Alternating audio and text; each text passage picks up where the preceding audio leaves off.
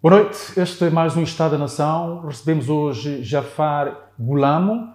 Os mais crescidinhos estarão seguramente lembrados. Ele foi um dos deputados que fez parte da primeira legislatura multipartidária.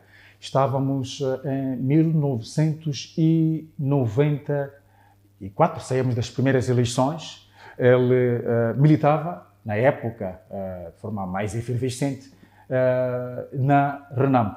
Boa noite e bem-vindo ao Estado da Nação. Boa noite, muito obrigado. Doutor Jafar Gulamo, para além de ter passado pelo Parlamento, ele é dia a dia um jurista, é advogado, está a trabalhar nesta componente como causídico. Vamos recuar até 94. Fez parte daquela primeira leva de deputados ainda sem experiência, saídos das trincheiras, alguns posso ter-me recrutados mesmo ao nível das cidades, e que com o advento do AGP começaram a dar mais nas vistas, a se mostrar que de facto faziam parte do partido que saía das matas na época e entra para o Parlamento. Que Parlamento é aquele que tivemos na primeira legislatura multipartidária e que comparações faz com o que sucede hoje no Parlamento moçambicano? É muito difícil comparar o Parlamento de 1995 Sim. com o Parlamento atual. É muito difícil porque, em primeiro lugar, as partes acabavam de assinar um acordo de paz depois de uma guerra fratricida de 16 anos, depois de um grande clima de desconfiança Sim. entre a população e os representantes da RENAM no Parlamento. Mas a RENAM foi muito bem recebida, extremamente bem recebida. O que é um paradoxo. Para quem saía das matas, teve aquela aceitação popular, é só ver os números da própria eleição. Mas o presidente Afonso Dhlakama congregava um apoio popular muito grande. Toda a gente tinha esperança de que Afonso Dhlakama viesse mudar este país e que a RENAM viesse transformar este país num verdadeiro Estado de Direito democrático. E não conseguiu Afonso Dhlakama transformar o país naquilo que seria a esperança? Infelizmente não. Infelizmente não, porque, na verdade, todos os processos eleitorais em que Afonso Dhlakama participou foram fraudulentos. E ele lutou sempre contra a existência destas fraudes, porque as constatava. Porque, na verdade, nós tínhamos provas evidentes, por exemplo, em 99, de que tinha havido uma fraude gigantesca. E que fomos, na verdade, ninguém nos ouviu. Naquela altura, ninguém nos ouviu. Ninguém acreditava que estava a haver uma fraude eleitoral. Todos os intervenientes, todos os observadores, consideravam que a RENAM estava a encenar um teatro e, portanto, que estava a arranjar desculpas por não ter ganho as eleições. Mas, na verdade, nós tínhamos provas em como tínhamos vencido as eleições. Mas, na verdade, não conseguimos fazer vingar a nossa posição. E aconteceu uma coisa muito parecida com o que aconteceu em 2024. Sim. Porque a ideia era de não tomarmos posse. A ideia era de não reconhecermos aquelas eleições. Sim.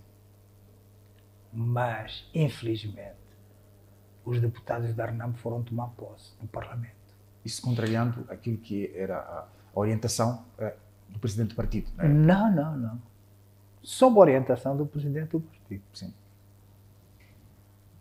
Mas isto teve como consequência aquilo que foi um período mais ou menos longo, 2 ou 3 meses, de protestos violentos na Assembleia da República, sim, em que aquilo até se chamava a escolinha do barulho, que sim, as pessoas batiam com os sapatos, não sei quantos, e faziam barulho, mas não deixavam a Assembleia funcionar. Sim. Mas aquilo foi só de pouca dura, porque de repente a situação acalmou-se, os deputados da Renamo passaram a estar silenciosos, pelo menos, já não impediam o funcionamento da Assembleia, e aí a Frelimo sentiu-se em casa. Sentiu-se em casa, passou a legislar mesmo perante o conhecimento que nós tínhamos de que eles não tinham vencido as eleições. Os deputados da Renamo foram, digamos assim, maniatados pela Frelimo no Parlamento dessa época? Maniatados, eu não diria que eles foram maniatados. O que eu acho é que, de repente, os deputados da Renamo perceberam que estavam ali, mas aquele não era o lugar deles. O lugar deles era o lugar dos vencedores. E os votos lhes tinham sido roubados.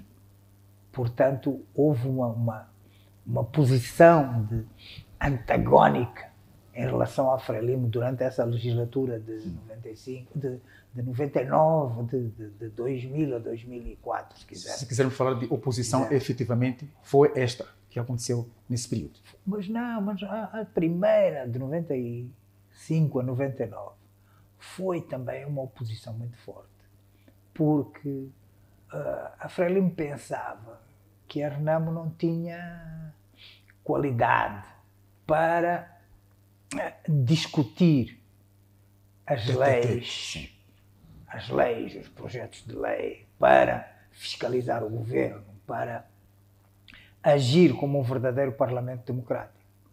Mas a questão é que quem não estava preparado era a Frelimo.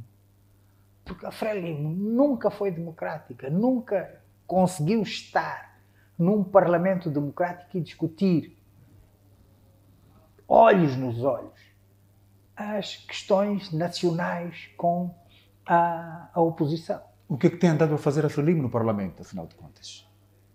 A Frelimo o que tem andado a fazer no Parlamento é carimbar os projetos que vêm do governo. E os projetos que vêm do governo têm origem no Partido Frelimo. Ou seja, o Parlamento é uma caixa de ressonância do Partido Frelimo e do governo. E, portanto, não fiscaliza efetivamente a ação governativa. Está a entender? Esse é que é o grande problema. Aliás, sempre foi assim. E este Parlamento foi desenhado de maneira a não trabalhar. Até hoje? Até hoje. Porque o Parlamento não trabalha. Eu acho que ninguém gosta de ver o vizinho receber sem trabalhar. Mas os deputados da Assembleia da República recebem sem trabalhar. Recebem para ficar sentados em casa na maior parte do ano. Porque durante um ano eles só trabalham 90 dias. Em 3 sessões. 3 sessões. E em 3 sessões ninguém consegue fiscalizar a ação de um governo que trabalha pelo menos 330 dias. É um parlamento improdutivo. É um parlamento que foi desenhado para fingir que é um parlamento. Para fingir que temos uma democracia, para fingir que temos um poder legislativo. E pior agora. Agora, então, a situação descambou completamente. Ri-se, mas está-se a rir da desgraça. Estou-me a rir, porque na verdade isto, se não fosse trágico, seria cómico. Porque nós temos uma bancada parlamentar da Frelimo e depois temos uma bancada parlamentar da Frelimo 2, que é o Podemos, que se aliou à Frelimo, lamentavelmente. e tomou posse, mesmo sabendo que tinha vencido as eleições. Mais do mesmo que aconteceu com o Renamo. Mais do durante mesmo. várias Mais legislaturas. do mesmo. E, na verdade, a grande crise que o país enfrenta há 6 meses tem como origem exatamente isso. A não aceitação pelo candidato presidencial Venâncio Mondlane dos resultados eleitorais. A não aceitação desses resultados devido à fraude, que foi, na verdade, foi uma fraude de tal forma gigante que foi vista por toda a gente. Esta foi pior que todas as anteriores, na sua ótica. Esta foi das mais visíveis. Tão ou mais visível como a de 2019. A de 2019 já foi muito dividida. As autárquicas. 2019, legislativas. Sim, legislativas, sim. A de 2023 foi extremamente visível. Estamos a falar das autárquicas. Das autárquicas. Sim. Estas, quer dizer, nestas, os órgãos de administração eleitoral nem sequer se deram ao trabalho de fazer bem as coisas. Quando um órgão de administração eleitoral, do nível de uma comissão nacional, estou a falar de uma comissão nacional, uma comissão que tem responsabilidades em todo o país, que apura resultados das votações de todo o país. Quando uma comissão nacional de eleições apresenta resultados dispares em relação ao número de eleitores e ao número de votantes em cada uma das eleições, quando as eleições presidenciais têm um determinado número de votos, as eleições legislativas têm outro, e as eleições provinciais têm outro número de votos, que não jogam uns com os outros, nós estamos a dizer que houve um tal relaxamento e um tal excesso de confiança que a CNN nem se preocupou em fazer bem as coisas. Não somos um país sério. Não, nunca fomos. O problema é que nunca fomos um país sério. Andamos a enganar. Andam-nos a enganar aos cidadãos. E têm o apoio, o pior é que têm o apoio da comunidade internacional, têm o apoio da União Europeia, têm o apoio dos países da região que são amigos da Frelimo. Não somos um país sério, porque na verdade toda a gente reconhece estas fraudes, sabe que elas existem, mas continuam a apoiar a Frelimo, a fazer doações, empréstimos, financiamentos à Frelimo. O que é que está em causa? O que está em causa, na verdade, é a legitimidade da governação, a legitimidade dos órgãos do Estado saídos das eleições, ou seja, a legitimidade do Presidente da República. O número de deputados eleitos para a Assembleia da República, os governadores provinciais, estou a falar destas eleições, e os membros das Assembleias provinciais. Esta resposta que deu seria para uma outra questão, mas quando eu fiz, a questão era na perspectiva de que o que estará em jogo a comunidade internacional a chancelar estes problemas todos ao nível das nossas eleições. Provavelmente todas as riquezas que Moçambique tem e todas as empresas que provêm desses países e que continuam a poder fazer os seus negócios neste modelo de governação que nós temos, onde, na verdade, a corrupção reina e os membros do governo e os grandes dirigentes da Frelimo vão partilhando esta fatia com as empresas.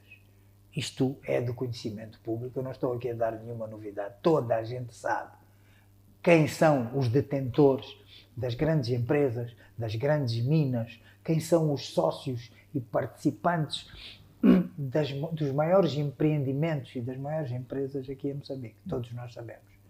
E é triste constatar que isto é uma coisa que vai continuar, porque mesmo nestas eleições nós verificamos que, apesar das constatações dos observadores da União Europeia, Sim.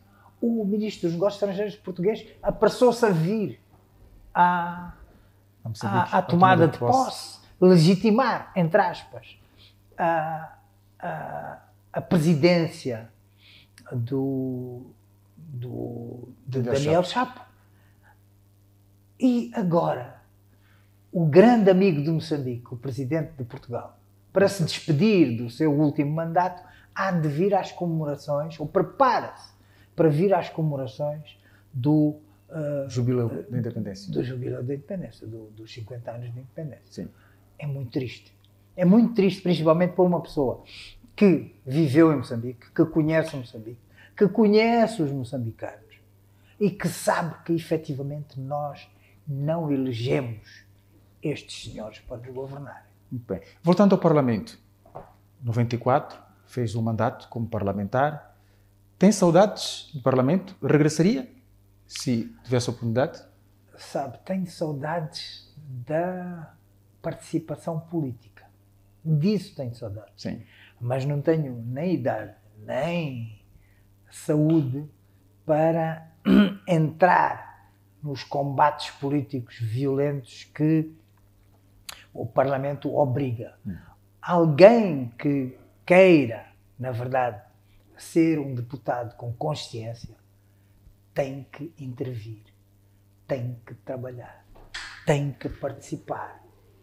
Não pode fazer absolutamente mais nada. Eu vou dar um exemplo. Faça favor. Nós fizemos parte, eu fiz parte da Comissão ad hoc de Revisão Constitucional em 1995. Sim. Eu passava 300 dias a trabalhar. Full time. Full time. Porque tínhamos a Comissão ad hoc, tinha a Comissão dos Assuntos Jurídicos, tinha o plenário, tinha as propostas de lei que vinham e que era preciso serem analisadas uma a uma. Infelizmente, nós éramos muito poucos. E tudo isso passava um bocadinho pela minha pessoa. Todas as propostas de lei, todos os projetos, todos os documentos relacionados com a atividade do Parlamento, que eram analisados pela bancada parlamentar da Renamo, passavam pela minha pessoa. E aquilo, no fim, esgota fisicamente, esgota psicologicamente, e esgota psicologicamente porque, no fim, enquanto alguns de nós estávamos a trabalhar, outras pessoas estavam a cortar na casaca, como se diz em linguagem popular.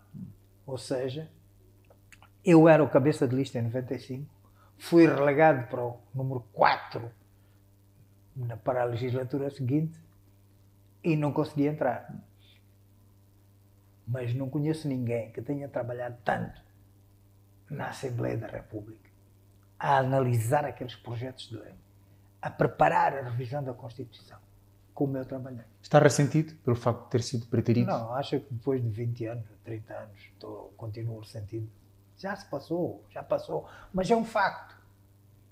As pessoas que mais trabalham são as que mais se expõem. E as que mais trabalham no Parlamento ficam à mercê de quem apenas faz jogos de bastidores, faz intriga, promove a destruição daqueles que aparecem. Porque quem aparece cria invejas. Ou seja, mata-se o intelectual, quem tem conhecimento científico, e eleva-se quem nada faz. Sempre foi assim. Infelizmente, sempre foi assim. Mas isto não é só da Renamo, é para todos os partidos que têm chegado ao Parlamento? Não sei, não tenho conhecimento do que se passa nos outros partidos, não posso pronunciar-me sobre isto, mas isto passou-se connosco.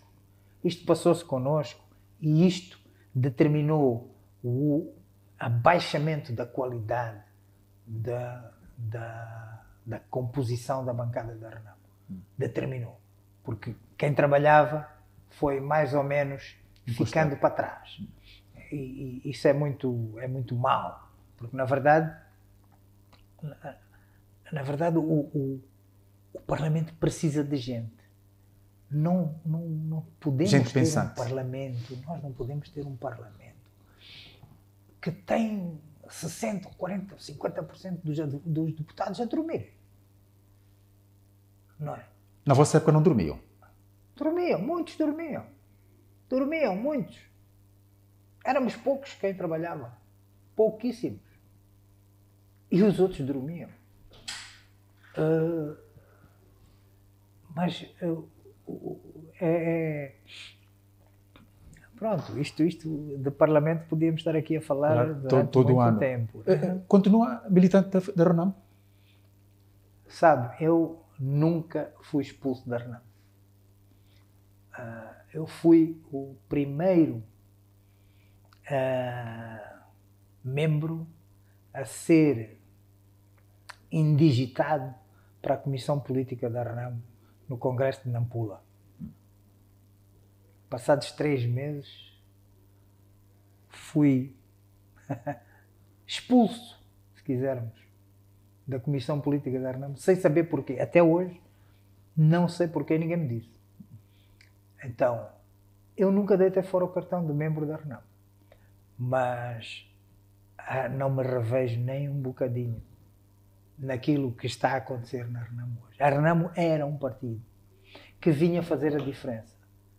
A Renamo era um partido que vinha trazer a democracia para Moçambique. A Renamo é um partido de centro-direita, com valores éticos e com valores morais fortes. Foi assaltada? Acho que a Renamo conheceu uma grande entorse interna. E hoje, a direção da Renamo não tem absolutamente nada a ver com a direção, com a Renamo original. E digo-lhe mais. A Renamo perdeu uma oportunidade de ouro para ter um verdadeiro líder novamente em 2024. Perdeu uma oportunidade de ouro, porque nunca devia ter impedido que Venâncio Mondlane se candidatasse e vencesse, porque ele havia de vencer as eleições internas, as eleições para presidente do partido. Não nos podemos esquecer que aquelas autárquicas foram vencidas pela Renamo. As autárquicas de 2023 foram vencidas pela Renamo graças ao trabalho de alguns poucos candidatos a presidentes dos municípios. Não nos podemos esquecer do candidato a presidente do município de Angoche, do candidato a presidente do município de Nacala, do candidato a presidente do município Maputo, de Climane, Maputo cidade, do candidato a presidente do município da Matola e do candidato a presidente do município de Maputo. Não nos podemos esquecer disso. Que estes, pelo menos, eu não quero omitir ninguém. Sim. E desculpe-me se não refiro o nome de outros importantes mobilizadores para aquelas eleições. Mas pelo menos este grupo de... Merecia outra sorte. Não é merecer outra sorte. A questão não é essa. É que eles foram os principais mobilizadores dos eleitores em todo o país. Muito bem. Iremos aprofundar daqui a pouco esta componente, esta passagem teórica de Venâncio pela Renamo. A pergunta que eu vou fazer quando voltarmos do intervalo é: qual é a sua relação com Afonso Dhlakama? Vamos ao intervalo. a conversa hoje aqui no Estado da Nação é com Jafar Gulamo. Ele é advogado, fez parte do primeiro parlamento multipartidário moçambicano. Estava listado pela RENAM. Voltamos já.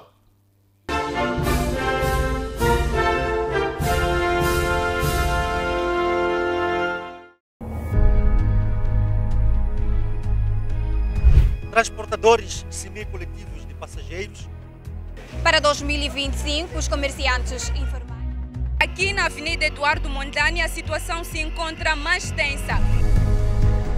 Nossa equipe de profissionais dedicados trabalha incansavelmente para levar até você conteúdos preciosos, relevantes e atuais. Somos mais que uma televisão. Somos uma ponte entre você e o mundo, conectando histórias, promovendo conhecimento e inspirando mudanças. Para nós, a informação é primordial.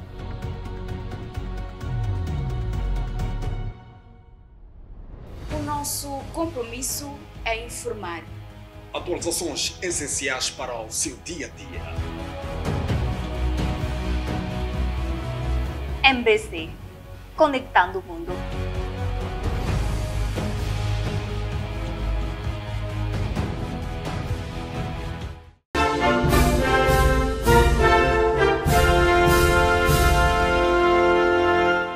Estamos de volta, já na segunda parte do Estado da Nação. O convidado Jafar Gulamo, advogado, antigo deputado da Assembleia da República pela RENAM, isto na primeira legislatura multipartidária, estamos em 1995.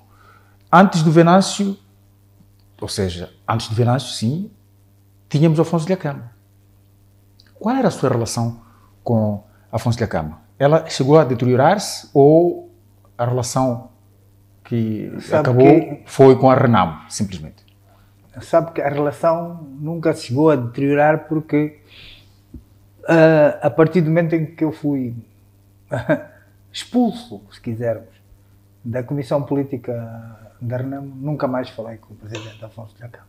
Até a sua morte? Nunca mais, até a sua morte. E eu só fui participar nas exéquias fundadas dele, mas de facto nunca mais falei com ele.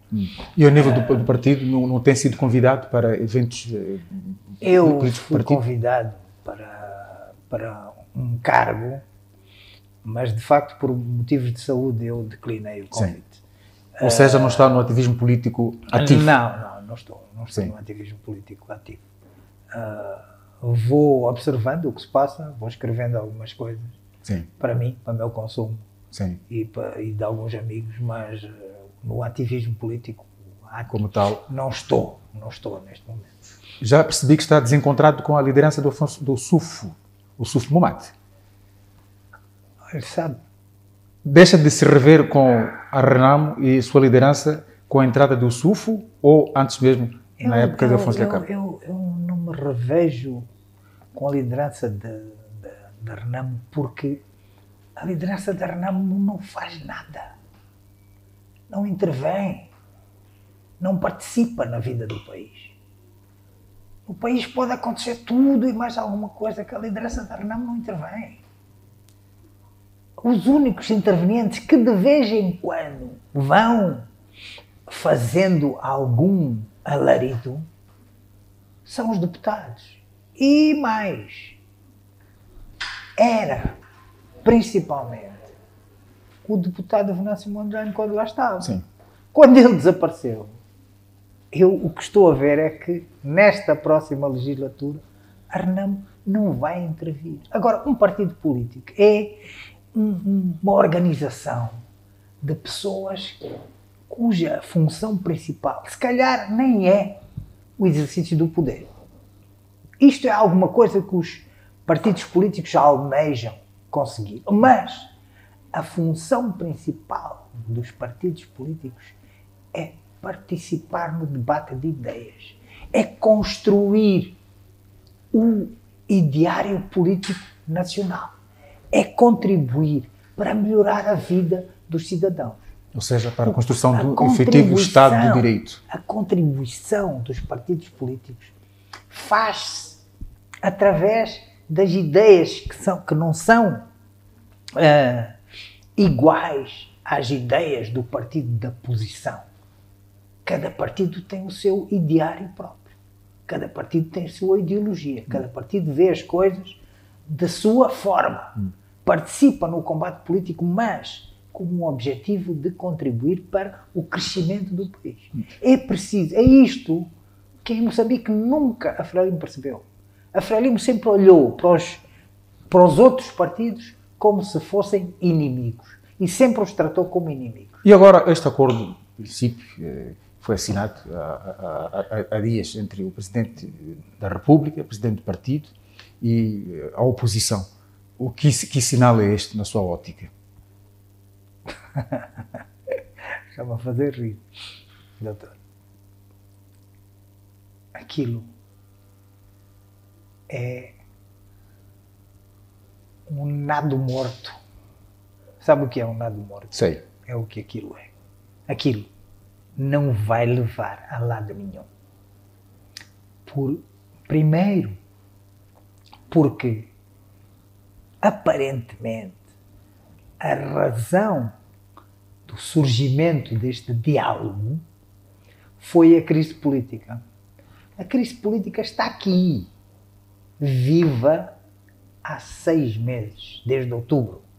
Nós estamos em crise política séria, crise social séria, crise económica séria. O facto do Presidente da República ter assumido o poder, o Parlamento já estar em atividade, ter sido instituído, o Daniel Chapo ter constituído o seu governo, não acha que estejam reunidas as condições para o país funcionar efetivamente?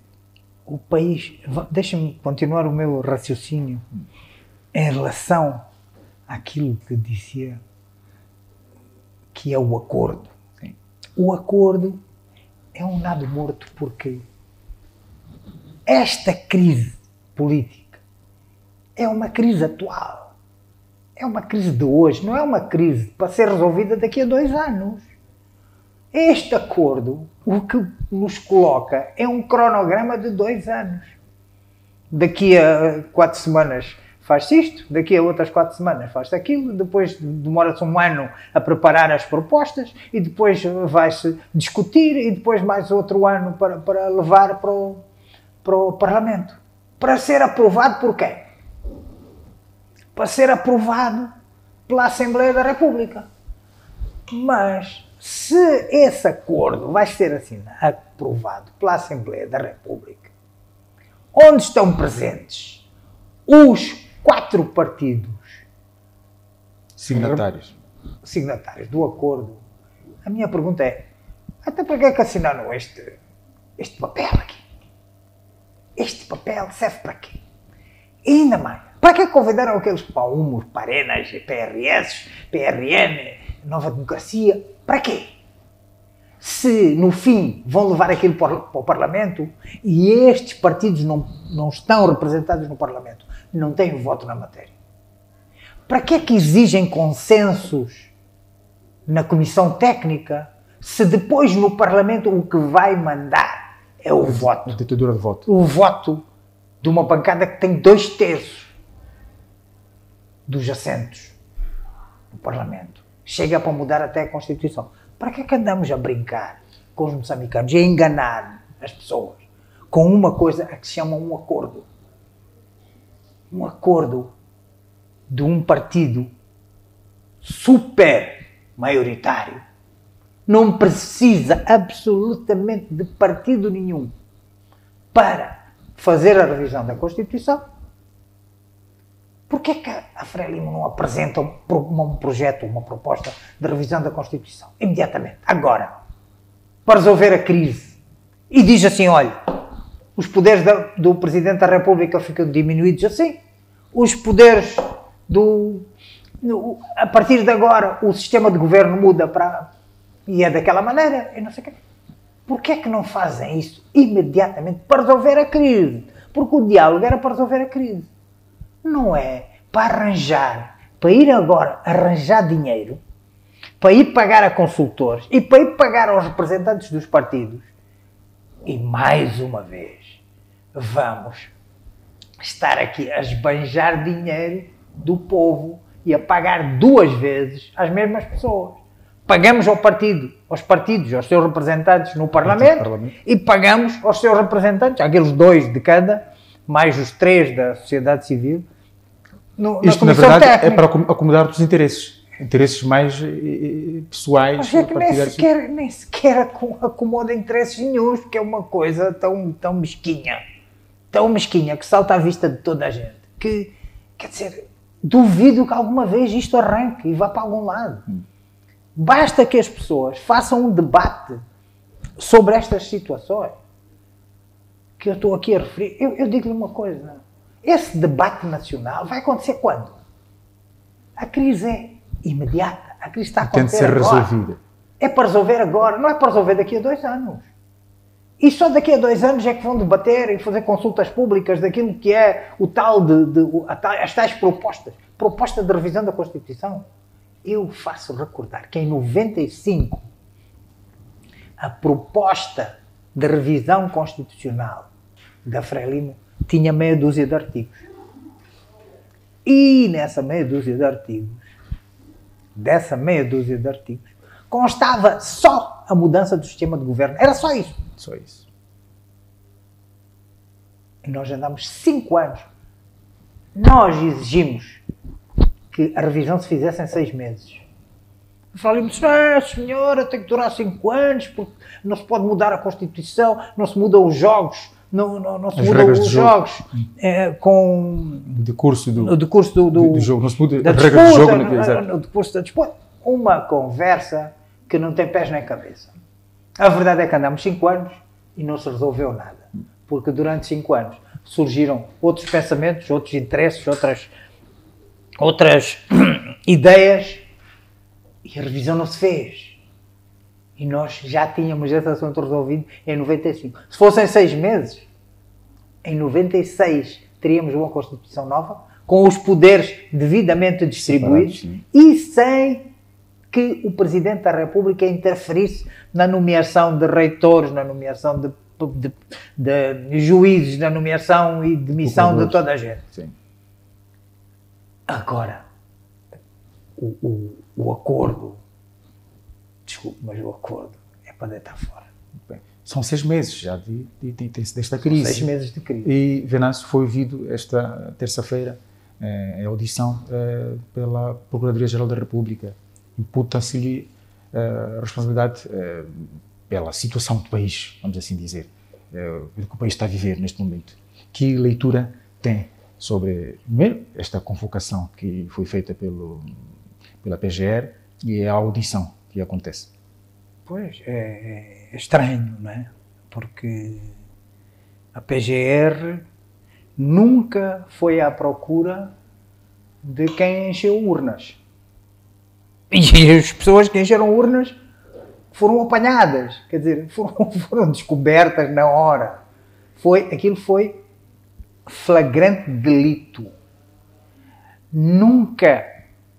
A PGR nunca processou as pessoas que tinham boletins pré-votados, que também foram descobertas à boca da urna, nas mesas de voto.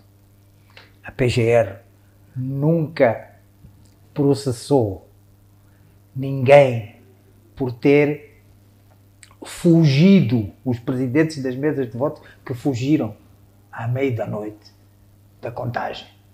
A PGR nunca processou ninguém que tivesse falsificado os editais. A PGR nunca falsificou, nunca processou ninguém que tivesse morto cidadãos indefesos, crianças, mulheres, jovens indefesos, jovens cujo crime era só carregar cartazes. A PGR não processou um desses indivíduos. Estamos perante 2 pesos, 2 medidas. Não, nós temos uma PGR que só olha para um lado, não olha para o país, só olha para um lado. Só persegue quem a chefia indica. A PGR só age em função dos interesses do Partido Frelimo. Isto é conhecido há muitos anos. Vamos recuar um bocadinho. Na legislatura passada, houve um deputado que denunciou um outro membro da Comissão Permanente por ter descoberto que ele traficava droga ou que pertencia a uma rede de tráfico de droga. A PGR não atuou. Até hoje não houve processo absolutamente nenhum. A PGR não atua quando, por exemplo, a LAM é desmontada. Aquilo que aconteceu na LAM é crime. Quando fala da LAM, fala da TMCL e as outras empresas. E as outras, mas estou a falar da LAM, que é o caso mais flagrante. Sim. Não sei o que é que aconteceu. Não tem sido o guardião da legalidade, efetivamente. Não, nunca foi guardião da legalidade. A PGR age em função dos interesses do Partido Frelimo, tal como age a CNE, o Conselho Constitucional, o STAI. Isto é que era preciso resolver. E a polícia entra nesse pacote? E a polícia, a UIR mata. Mata indiscriminadamente. E mais, agora entra em casa das pessoas para as matar. Entra em casa das pessoas para tirar gás lacrimogéneo. Mas, afinal, de que é que estamos a falar? Estamos a falar de um sistema de justiça e de um sistema de administração eleitoral que é a maior vergonha que eu já vi. E nós somos cidadãos. E o que está a acontecer? Que Estado de Direito é este que estamos a construir? Não temos nenhum Estado de Direito. Não há Estado de Direito. É isso que eu lhe dizia no princípio. Aqui nunca houve um Estado de Direito. A Frelimo recebeu de mão beijada o poder do Estado português. De 74. Mão beijada em 7 de setembro de 1974. E a Frelimo tornou-se dona do país em 20 de junho de 75, quando aprovou a Constituição sozinha, no Comitê Central deles lá. Do TOF, se não me engano. Também no TOF. Eles aprovaram, tiveram um descaramento de aprovar uma Constituição de um país. Um grupo de 20 pessoas. Então, nós nunca tivemos nenhum Estado de Direito. Nós nunca fomos ouvidos. Nós nunca pudemos eleger ninguém. E agora que podemos eleger, as instituições que deviam fiscalizar e administrar as eleições roubam-nos. Então, que Estado de Direito? Não há Estado de Direito nenhum. Não há democracia nenhuma. Nunca houve. Esta crise não é para acabar tão já. Não vai acabar, sabe? Não vai acabar. Todos os dias matam-se pessoas. Sem motivo. Mataram 2 jovens agora em Massinga. Foram fuzilados nos seus carros. Quer dizer, todos os dias se levanta um foco de revolta, um foco de perturbação social. E hoje são as senhoras que sentem que, na verdade, isto não pode ser. Doutor, em 2, 3 minutos, queria que falássemos também, mesmo para fechar, o tempo aqui não nos ajuda muito, do que tem andado a fazer ultimamente. Está na advocacia, não é? Eu sei que uma das áreas de interesse tem a ver com a arbitragem, sobretudo, as suas áreas de atuação. O que é que pensa deste ramo da advocacia? Doutor, 2, 3 minutos não dá para falar de arbitragem. Digo-lhe já. Vamos arranjar um outro dia, mas podemos fazer um entorno. Temos que arranjar um outro dia, porque a arbitragem é um dos modos de resolução de conflitos mais importantes para a comunidade empresarial. Sim. E há muito que dizer em matéria de arbitragem. Sim. Eu só lhe digo que eu pertenço ao Centro de Arbitragem, Conciliação e Mediação de Maputo, desde a sua fundação há 23 anos, 22 anos. É o único centro de arbitragem institucionalizado para o foro comercial, aqui em Moçambique, nós temos estado a crescer muito devagarinho, mas temos estado a conseguir, pelo menos, manter-nos, o que é muito positivo. Sim. E o que fazemos é tentar dar aos jovens advogados formação nesta área da arbitragem, sim, para que eles se vão familiarizando com esta forma de resolução de conflitos. Para além da arbitragem, a mediação é um mecanismo também de resolução de conflitos que está a ter muita aceitação no mundo. Aqui em Moçambique está a dar os seus primeiros passos, a mediação, mas ainda também, muito conhecimento geral. mas também já começa a vingar aos poucos. Pelo menos há uma área em que a mediação é rainha, que é na área laboral. Mas isto temos também, muitos problemas nesta área. É matéria para um programa inteiro. Outro programa, sim, certamente. Faremos questão de convidá-lo para este âmbito, efetivamente, que o manancial que traz sobre o que falamos é grande e quero acreditar que não foi esgotado também. Queria agradecer, doutor, por se ter prestado a vir aqui aos nossos estúdios para estes 2 dias de conversa, em que fizemos a radiografia do país, aquilo que pensa sobre o que está a acontecer no país, e é senso comum que as coisas não vão lá muito bem. Muito obrigado. Eu é que agradeço pela oportunidade e até a próxima.